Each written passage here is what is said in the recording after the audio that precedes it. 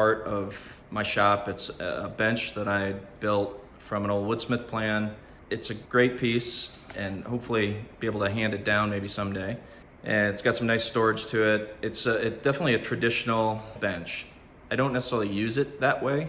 Honestly, a lot of times I pile things on top of it and it just ends up being storage. But it's heavy and sturdy, and it has all the functionality of a good kind of traditional bench. The other thing that I have here is what I actually work on mostly. It's an old salvaged steel-based table that I found, and the top is kind of a laminated beech top.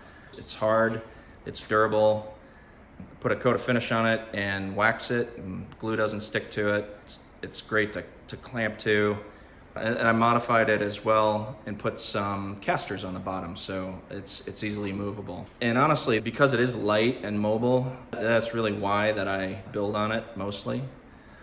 And it's one of my favorite work surfaces in the shop. Another area I have over here is a Craig Universal bench that I have just a simple piece of MDF on top and as the shelf. It's great storage. Again, it's durable. It's affordable material, so you can easily replace it. I do have an old salvaged top for my sharpening stone just because it's impervious to water. You don't necessarily have to have a big traditional bench unless you want to work that way. This was fun for me to build, and it was a challenging project. It helped me develop my skills, but in all honesty, again, this is really one of the best work tables I've ever had. It's really stable, and it does everything that I could possibly want it to do. So a lot of options, and again, I hope you find something interesting here that might help you.